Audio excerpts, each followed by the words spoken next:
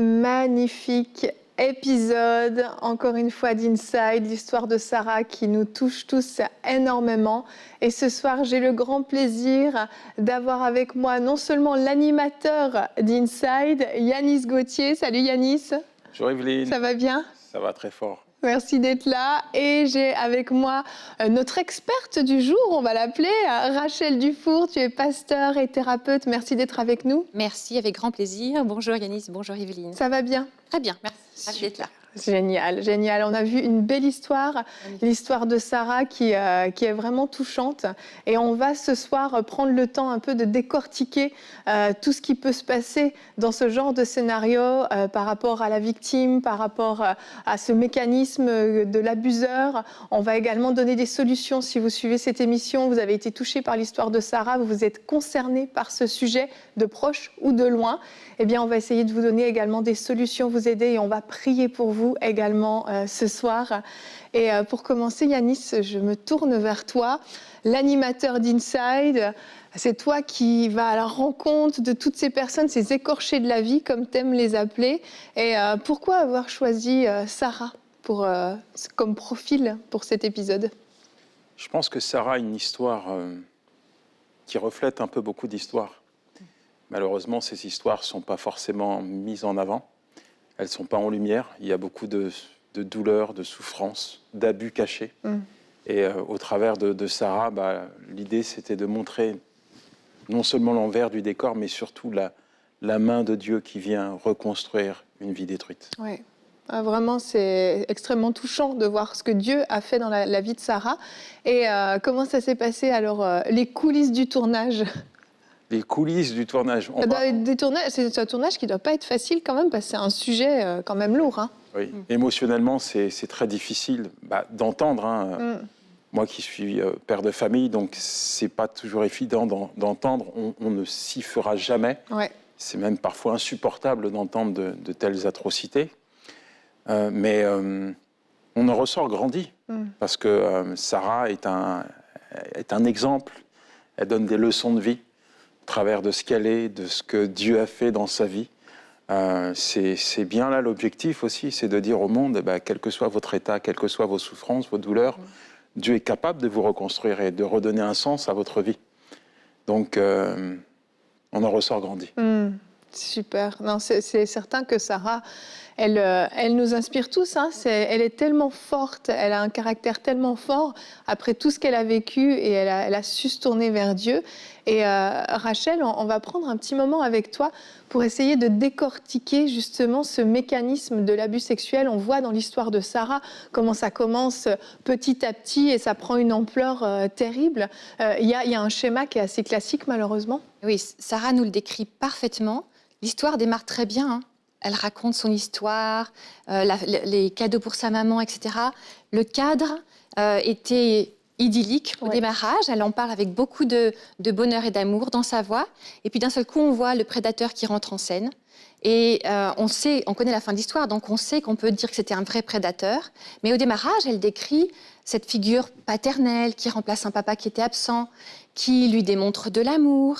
Tu vois, le prédateur, il fait ça, il commence à tisser sa toile tranquillement en faisant ressembler, en faisant croire à sa prochaine victime que c'est une preuve d'amour. Il l'amadoue, il l'amène dans sa toile tout doucement en faisant des choses naturelles. On prend soin de toi, je joue avec toi, et puis d'un seul coup on commence à dire ça sera notre petit secret. Ça c'est mon petit secret avec toi. Et la petite fille qu'elle était, en fait, ne voyait pas le mal, parce que quand on est petite fille, on est innocent, ou petit garçon d'ailleurs, on est innocent, on ne comprend pas qu'il y a quelque chose derrière, et c'est normal. Oui. C'est le principe même de cet âge de l'innocence. Et il la prend dans ses bras, il commence à avoir des gestes qui sont déplacés. Nous, on peut mettre ces mots-là, ce sont des gestes déplacés, mais quand il les fait, il les traduit en disant « c'est une façon de te dire je t'aime ». Tu vois, le prédateur, il fait ça, il fait croire à la victime que je te dis je t'aime. Et puis, petit à petit, ça monte en crescendo. La toile se tisse et se resserre et se resserre. Et le petit secret, et tu le diras à personne. Et tu es spécial. En fait, il a fait croire à Sarah qu'elle était spéciale. Et parce qu'elle était spéciale, il l'aime d'une façon spéciale. Et puis, le piège a pu se refermer aussi parce qu'elle n'avait pas pas beaucoup entendu parler de sexualité, donc elle n'avait pas de notion de ce qui se faisait ou pas. Voilà un point important. Il faut dire à nos enfants, personne ne peut te toucher ou te montrer des parties intimes, etc. C'est pas normal.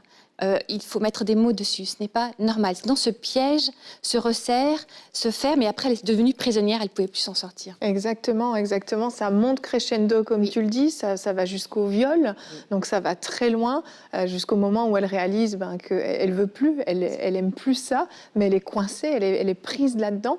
Et en fait, à un moment donné, il y a ce fameux déclic qui fait qu'il faut qu'elle en parle. Et ça monte, et la douleur devient de plus en plus évidente. D'un seul coup, on est passé de quelque chose d'agréable à quelque chose de contraignant et de douleur. Elle le décrit parfaitement. Sarah, tu as fait un travail extraordinaire, Yanis aussi, d'ailleurs, pour que d'autres personnes qui vivent cela puissent mettre des mots sur ce que vous vivez ou sur ce que tu vis. Et à un moment donné, elle dit, il faut que ça s'arrête. Le déclic, il arrive avec un événement extérieur souvent. Soit on se rend compte qu'il y a des petites sœurs, des cousines autour, soit on se rend compte que là, pour elle, c'était il va venir dormir à la maison. Et là, il va rentrer, il m'a déjà tout volé. Il a déjà volé qui j'étais, il a déjà détruit qui j'étais, pas mon sanctuaire, pas ma chambre, pas mon oreiller. J'aime beaucoup quand elle dit ça, Sarah, pas mon oreiller. Donc le déclic pour elle, ça a été non. Ça, c'est la goutte de trop.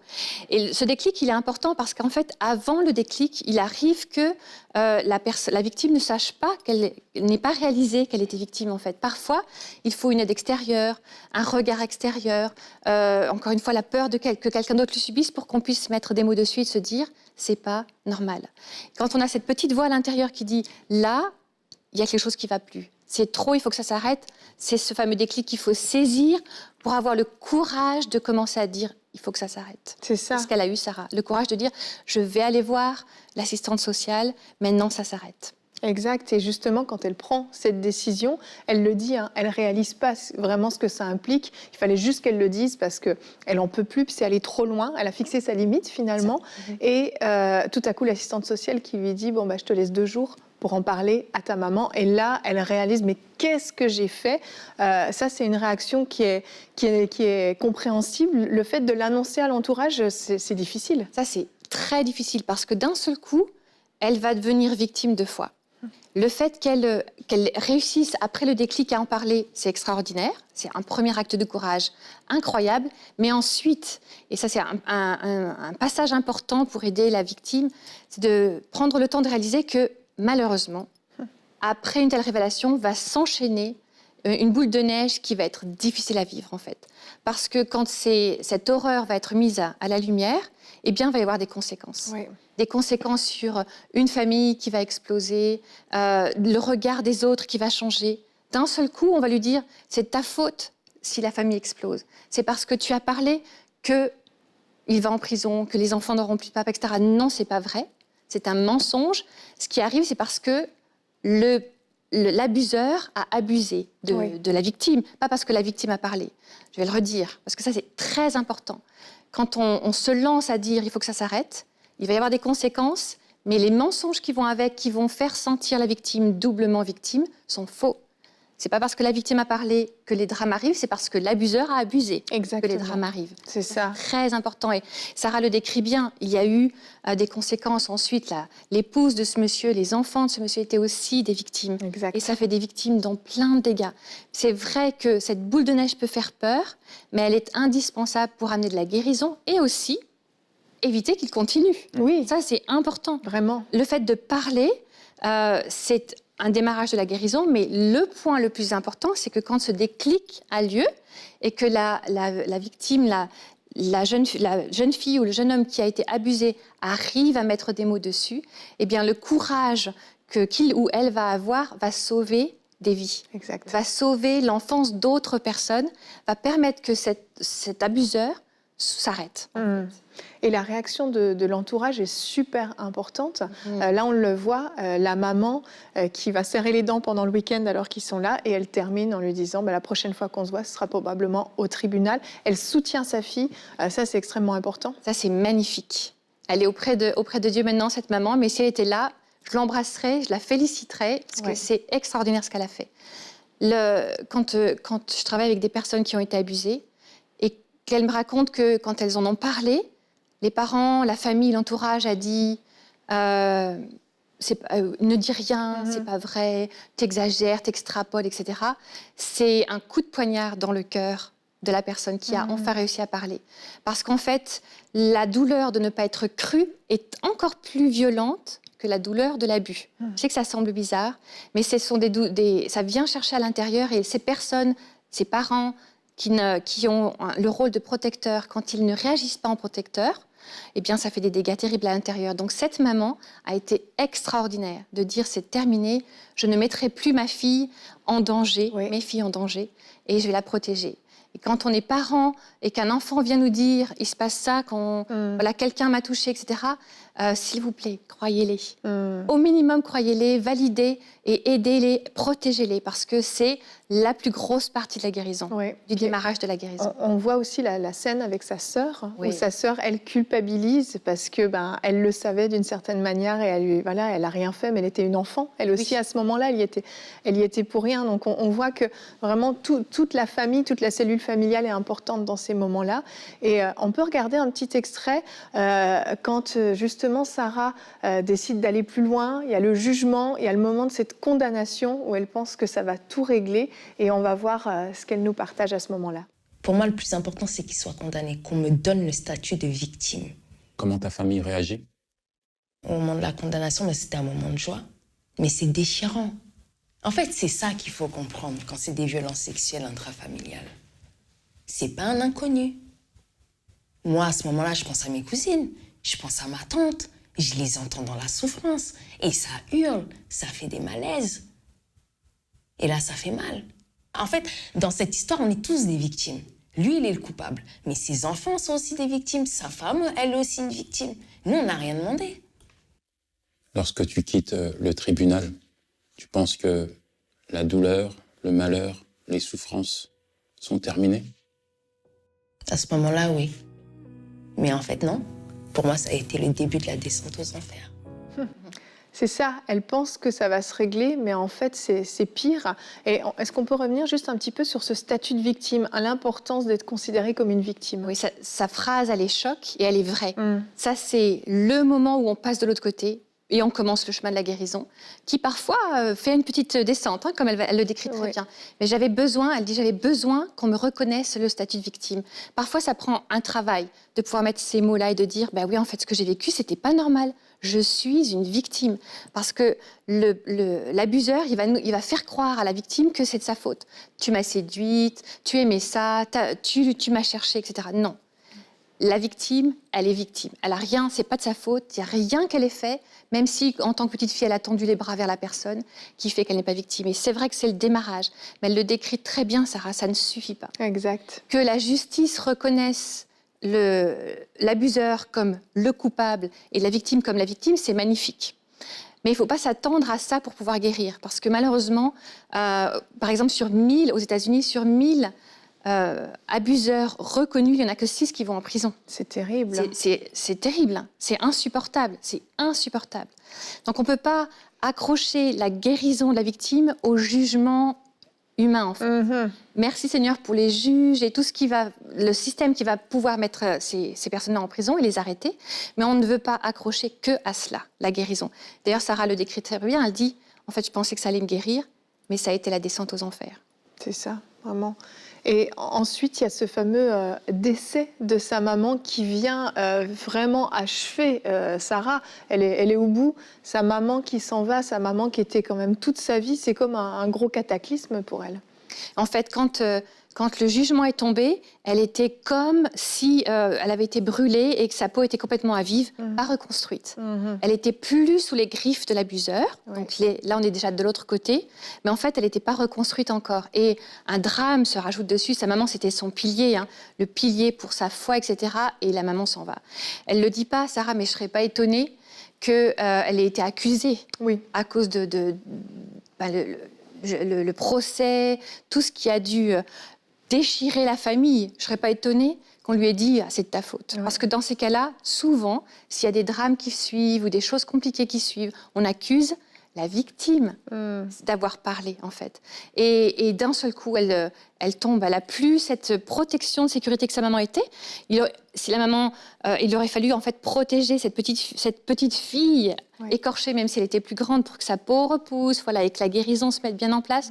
Mais d'un seul coup, elle est exposée et la descente aux enfers a démarré. C'est dur, hein, c'est dur. Oui, c'est dur. En plus, bon, Sarah est ce qu'elle est aujourd'hui, mais je pense qu'il y a beaucoup de personnes qui vivent pendant des années avec ces plaies ouvertes et qui n'arrivent pas à se reconstruire. Oui. Aujourd'hui, on a beaucoup de personnes, même dans les églises, qui portent des masques pour cacher leur souffrance. Oui. Et c'est une réalité. C'est une réalité où on peut être emprisonné par des douleurs, par des souffrances qui sont insupportables et qui nous empêchent de vivre une vie normale, une vie de femme ou une vie d'homme, parce qu'il y a aussi des hommes qui ont été abusés. Absolument.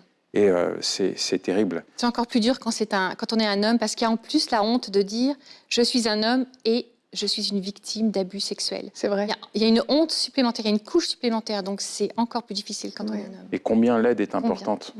L'aide est importante, parce que souvent, la douleur peut nous isoler. Oui.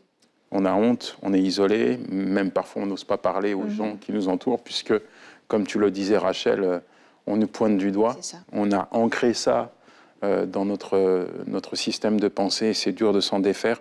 Et parfois, c'est l'aide extérieure qui va vraiment apporter une réponse à des douleurs. Tout à fait, tout à fait.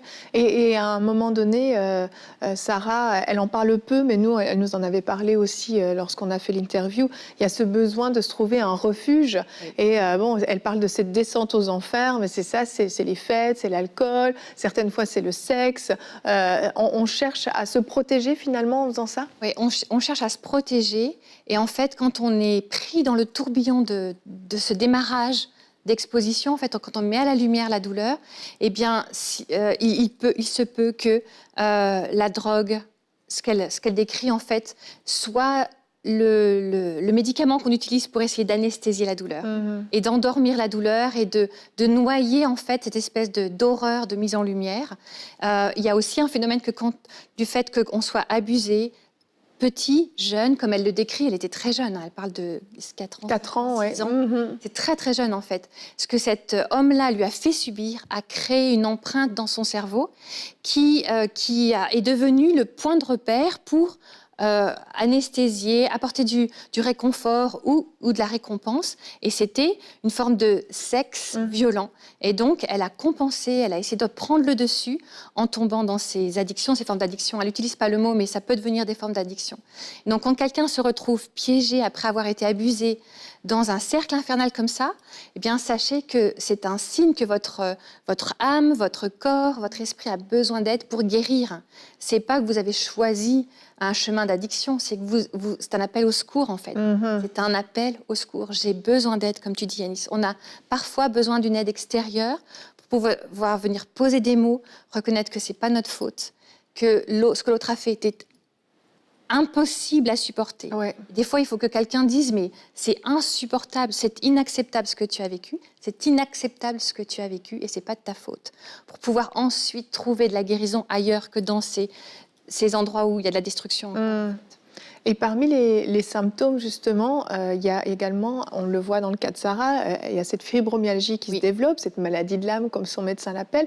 Mais j'imagine que ça, c'est un cas parmi tant d'autres. Mais physiquement, le corps peut aussi nous donner des signaux, en fait, qu'on ne va pas bien. Ah oui, donc là, c'est un signe extrême, sa maladie qui s'est mise en place, très souvent liée à cette prison du non-pardon. Elle en parle très bien aussi, on va y arriver. Oui. Le pardon est un moyen de guérison, mais le non-pardon et la douleur peut faire que notre cerveau cloisonne, en fait. Moi, je travaille avec des femmes qui ne sentent plus rien jusqu'au-dessous, à partir du nombril. Elles n'ont plus de sensations physiques dans les jambes.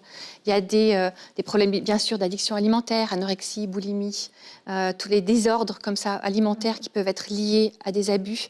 Parce qu'encore une fois, le corps va essayer de protéger comme on peut. Donc, tu vois, en anesthésiant les nerfs ou en anesthésiant les muscles, le corps essaie de protéger cette zone qui a été abusée. En grossissant ou en maigrissant, on essaie de ne plus attirer l'attention sur nous pour éviter d'être pris dans les griffes d'un prédateur. Des fois, il y a des problèmes de sommeil où la personne ne peut pas s'endormir, sinon elle revit des traumatismes. Il y a du post-trauma après de tels abus.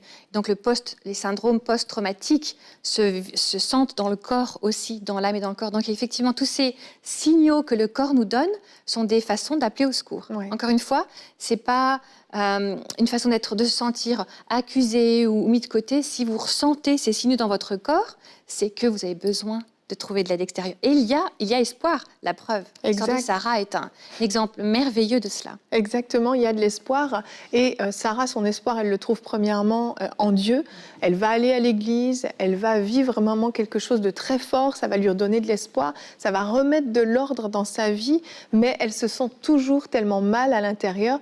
Et on va lui dire, les choses anciennes sont passées, oublie, laisse-le passer derrière. Et je pense qu'il y a beaucoup de personnes qui nous écoutent, à qui on a dit ce genre de choses. Et on voit que Sarah, ça ne lui suffisait pas. Il lui fallait des solutions parce que sa douleur était réelle. Et avant de te donner la parole, j'aimerais qu'on regarde encore un petit extrait de cette prise de conscience qu'a Sarah de « Dieu peut me restaurer, Dieu veut me restaurer, il a un plan pour moi ». C'est extraordinaire et je vous laisse découvrir. Elle le partage tellement mieux que moi. J'ai lu de plus en plus la Bible et je suis tombée sur un chapitre, Ésaïe 61, qui a bouleversé ma vie. Il est venu pour guérir ceux qui ont le cœur brisé. Mais moi, j'étais malheureuse. Je me suis dit, enfin, Dieu, en fait, il s'intéresse à ma détresse. J'ai vu mon histoire. Je me suis lu, moi. C'était la plus belle lettre, la plus belle parole que le Seigneur avait à me donner. Que tu es venu pour délivrer les captifs. J'étais captive de la colère, captive de la peur. Et c'est là, en fait, où j'ai expérimenté la parole.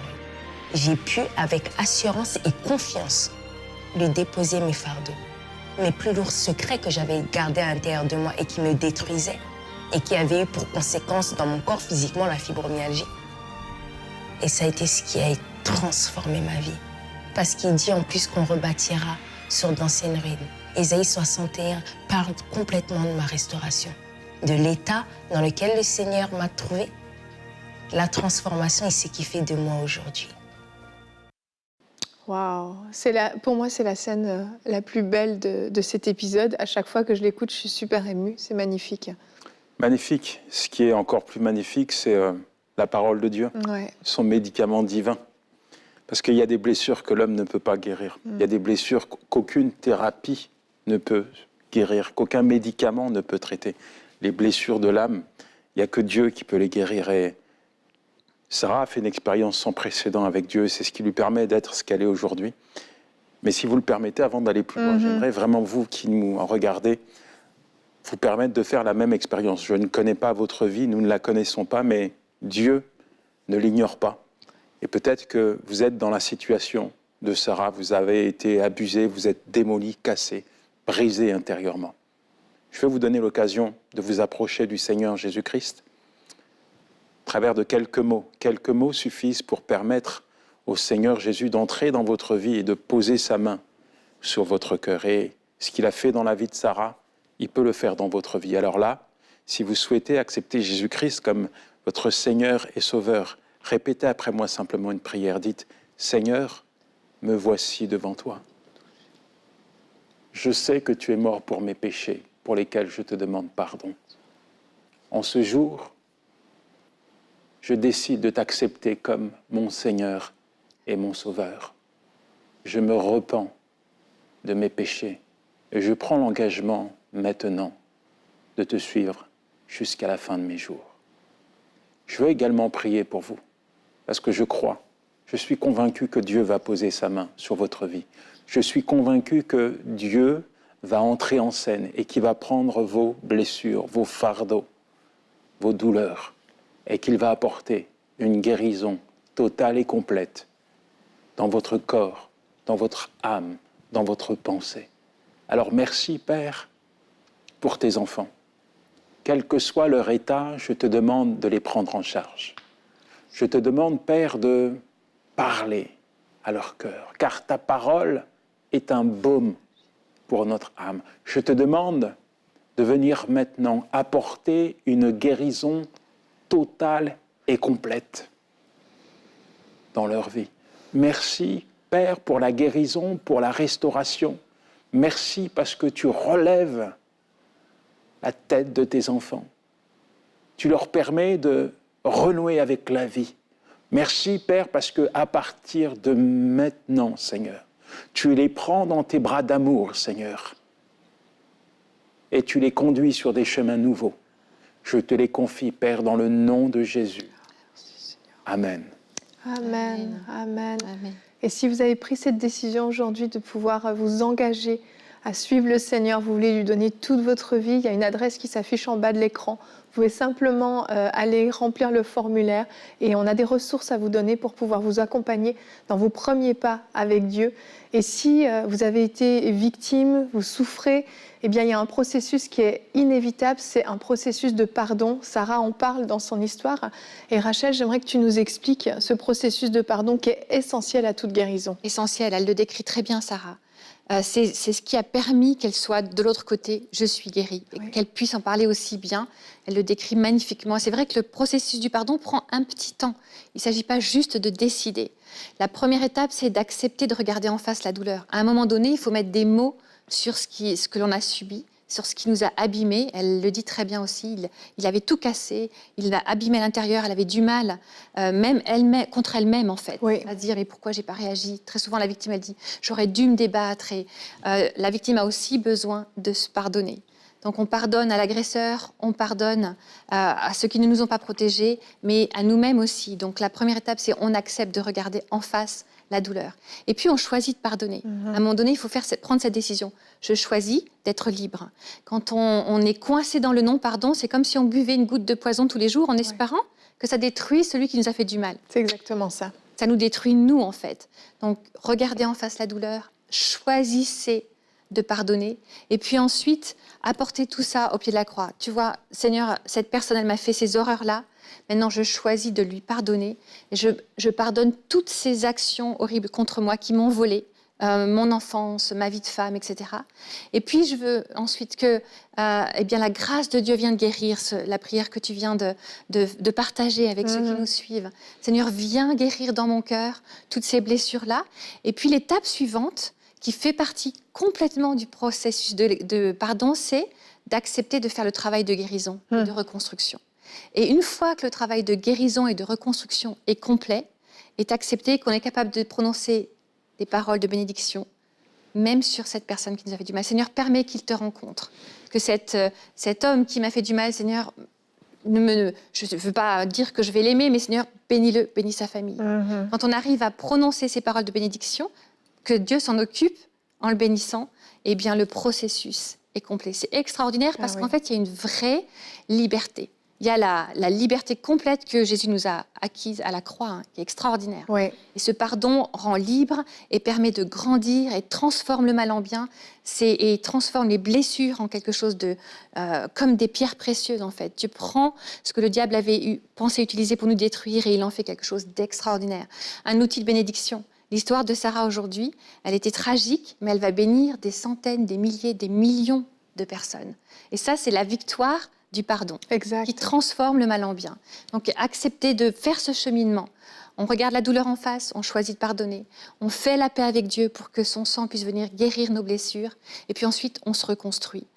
Et on arrive même à les bénir. Rachel, je suis sûr qu'il y a des personnes qui sont en train de nous écouter et puis peut-être qu'ils se disent « mais c'est trop beau pour être vrai ». Bon, moi qui l'ai expérimenté, je sais que c'est vrai. Mais peut-être que tu pourrais aussi leur dire que le pardon, c'est aussi synonyme de cicatrisation de la blessure. Ça veut dire que, parce que des gens pensent que je pardonne, je ne penserai plus à ce qui m'a fait mal hier. Ça.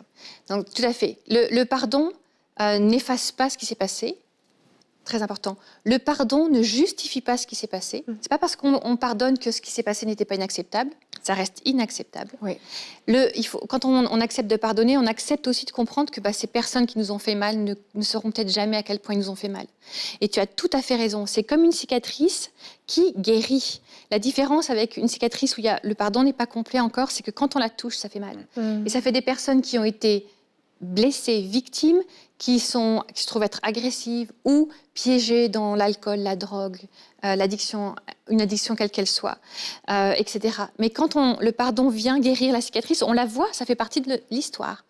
C'est l'histoire de Sarah. Ça fait partie de son histoire, ça n'est pas effacé, mais on voit cette cicatrice qui est belle et on peut la toucher, ça reste sensible.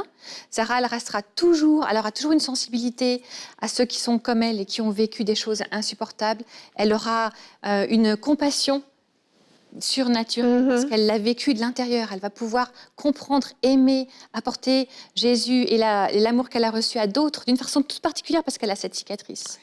Mais la cicatrice, on pourra la toucher, elle pourra en parler, d'ailleurs elle en parle magnifiquement. Et si elle en parle aussi bien, c'est parce qu'elle a été guérie. Mais ça reste son histoire. On n'oublie pas, mais on ne laisse plus le passé nous empêcher de construire un futur. On ne laisse plus le passé venir pourrir notre présent, en fait. Ça reste dans notre passé, ça fait partie de notre histoire. Et pour toujours, ça fera partie de notre histoire. Mais Dieu la transforme en quelque chose de beau.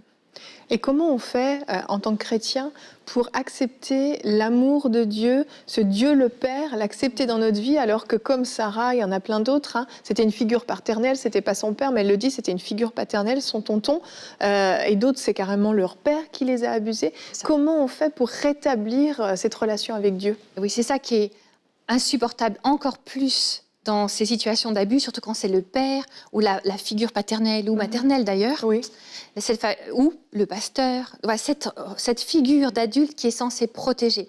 Quand cette personne-là abuse un enfant, ils détruisent l'enfant, la personne et la future adulte qu'elle est, mais aussi l'image qu'ils ont de Dieu, que l'on a de Dieu. Et c'est pour ça que c'est insupportable. Et la reconstruction se fait par le pardon, mais aussi par d'autres personnes dans son entourage qui vont pouvoir lui démontrer d'autres images, d'autres représentations de Dieu. Elle le décrit très bien. Les hommes que Dieu a mis dans sa vie, son pasteur, son mari, ils ont démontré quelque chose de différent. Et je pense que c'est notre rôle à nous, aussi autour de ces personnes qui ont été victimes, pas de leur dire « allez, juste, passe à autre chose, maintenant les choses anciennes sont nouvelles ». Non. Notre rôle, c'est de leur démontrer l'amour de Dieu en action, en étant patient, en les aimant comme Dieu les aime, en les respectant. On respecte ceux qui ont été victimes d'abus. On respecte leur corps, on ne les touche pas s'ils ne veulent pas être touchés, on respecte leur bulle protectrice, etc., comme Dieu le fait. Et puis elle a rencontré Dieu face à face, en fait. Donc, en développant cette relation, passant du temps à se promener, à écouter Dieu, en lisant la Bible, elle parle de la louange qui lui a fait du bien. Eh bien, Dieu a pu rétablir cette image-là. C'est vrai que quand on met en face des mensonges qui ont été tissés par l'agresseur, l'abuseur, quand on met en face la vérité, mais Dieu dit de toi que tu es sa fille bien-aimée. Dieu dit de toi que tu es précieuse. Dieu dit de toi qu'il a des projets de paix pour toi, pour ta famille. Dieu dit de toi qu'il t'aime et qu'il sera toujours là. Dieu est là, regarde, il te l'a montré en mettant des gens sur ta route, etc. Eh bien, le poids de la vérité vient faire briller la lumière sur les mensonges qui finissent par s'atténuer, disparaître. Et je trouve magnifique dans l'histoire de Sarah qu'elle ait 3 fils. Oui. Parce qu'elle va pouvoir élever 3 hommes de Dieu qui sauront respecter les femmes, qui sauront être des hommes qui vont protéger les femmes dans leur entourage, etc. Et je trouve ça l'humour de Dieu magnifique, qu'elle ait été abîmée par des hommes et qu'elle puisse vivre la reconstruction au travers du regard des hommes, bien sûr, avec Dieu qui est venu apporter cette guérison et qui l'a rencontrée d'une façon toute particulière. Tout à fait. Mais il y a aussi l'impact des autres, on peut démontrer l'amour de Dieu pour ces personnes. Et justement, pour pouvoir arriver à avoir 3 fils, elle a dû laisser des hommes, en tout cas un homme, entrer dans sa vie. Et comment on fait pour se réapproprier son corps après avoir vécu ce que Sarah a vécu? Comment on fait pour laisser un homme nous toucher à nouveau, avoir une sexualité épanouie après tout ce qu'on a vécu? Tout a été déformé. C'est possible de revivre ça? Absolument, c'est possible. On fait tout le travail de guérison dont on a parlé, on met les mots sur ce qui s'est passé, on fait le travail de pardon, on s'installe dans notre nouvelle identité et ensuite, il faut se réapproprier le corps. Et en tant que thérapeute, quand on va faire un suivi thérapeutique, on va pouvoir travailler sur le corps au niveau physique, sur l'image du corps. Alors, je vais donner un exercice que j'aime beaucoup utiliser dans ces cas-là. Je vais inviter la personne qui a subi des choses, des abus comme ça, à se placer dans sa salle de bain, devant son miroir, avec la porte verrouillée pour être bien en sécurité, des lumières tamisées, des petites bougies, une musique d'ambiance douce, de la louange derrière. Je vais l'inviter à se mettre nu devant le miroir et à avoir une conversation avec Dieu. En lui demandant, Seigneur, décris-moi comment tu vois mon corps, maintenant avec tes mots à toi. Et prends du temps, prenez du temps devant le miroir. Je sais que ça semble très difficile, ça fait peur, mais c'est extrêmement guérissant. Et quand le Seigneur parle dans ton cœur, eh bien, répète à haute voix les mots qu'il te dit. On commence par décrire les parties du corps que tu préfères. Voilà, si tu trouves que tes yeux sont beaux, commence par tes yeux. Et puis, décris tout ton corps comme si Dieu était en train de le dessiner, de te créer. Comme le potier qui crée le vase.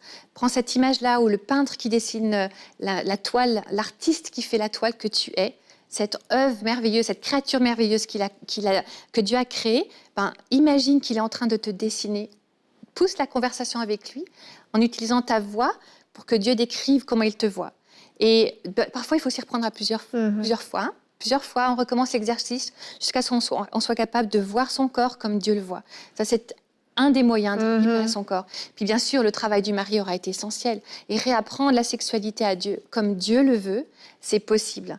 Il y a vraiment, quand la guérison de Dieu va dans le cœur, les images peuvent être effacées. Wow. Dieu peut complètement nettoyer cette mémoire. Ça ne disparaît pas, mais c'est comme si c'était encapsulé et ça reste derrière dans mon histoire, dans mon passé. Et on peut réécrire sur une page blanche une sexualité nouvelle. Et effectivement, il est tout à fait, heureusement, merci Seigneur, possible d'avoir vécu des choses insupportables au niveau de la sexualité et de vivre une vie de femmes mariées ou d'hommes mariés complètement épanouis. Wow. Absolument. C'est extrêmement encourageant. C'est un message d'espoir qui est donné par Sarah, par toi aussi, et pour vous tous qui nous écoutez, qui avez vécu des choses terribles. Il n'y a pas de petites choses, de grandes choses. Quand il s'agit d'abus sexuels, peu importe la fréquence, peu importe le moment, l'âge auquel ça a eu lieu, la personne avec qui ça a eu lieu, c'est inadmissible et ça laisse des traces.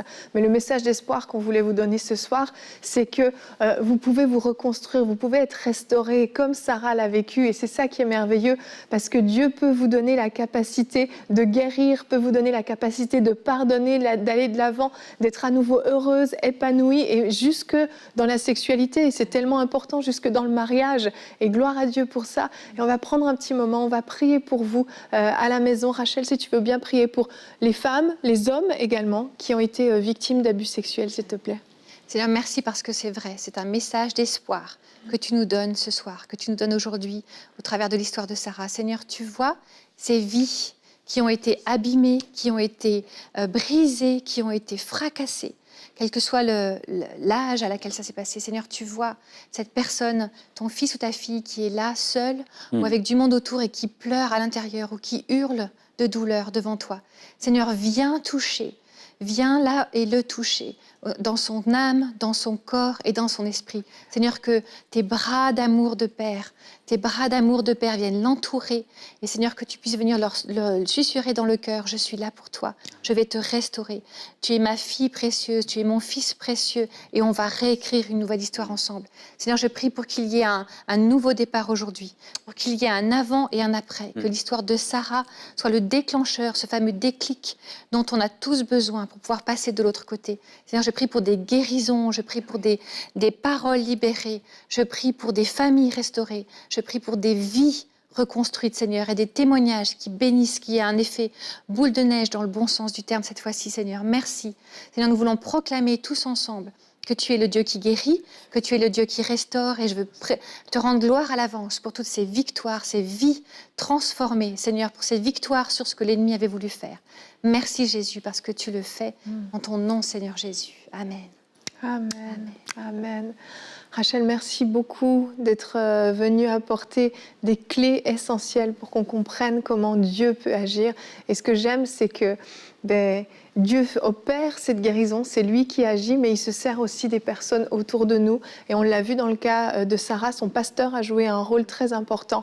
Et on veut vraiment vous encourager à pouvoir avoir des personnes de confiance, même une, c'est suffisant, une personne de confiance à qui vous pouvez vous confier, qui va pouvoir vous accompagner dans tout ce processus de guérison jusqu'au jour où, à votre tour, vous allez pouvoir témoigner comme Sarah, vous allez pouvoir encourager d'autres victimes d'abus sexuels parce que vous aurez vécu cette cette restauration complète. Et on se réjouit d'avance de ce que le Seigneur fait dans vos vies. Merci à tous les deux d'avoir été là et on vous encourage vraiment à partager l'épisode de Sarah. Vous savez, sur YouTube, Inside Sarah, vous tapez simplement ça, vous trouvez l'épisode et vous le partagez autour de vous. C'est un outil d'évangélisation extraordinaire. Dans cette société, il y a tellement de personnes qui ont été victimes d'abus sexuels. Le témoignage de Sarah peut être tellement une source d'espoir et d'encouragement pour beaucoup de personnes.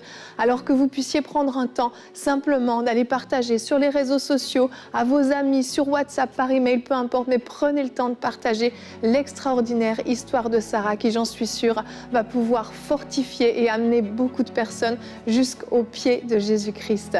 Merci d'avoir été avec nous, merci à vous tous et je vous invite également à suivre le prochain épisode d'Inside dans à peu près 2 mois. Ce sera l'histoire de Pascal, je vous en dis pas plus, mais c'est également une très belle histoire, un homme pour une fois dans Inside, ça change. Un très beau témoignage que vous pourrez découvrir très bientôt. Merci de nous avoir suivis, je vous souhaite une très belle soirée.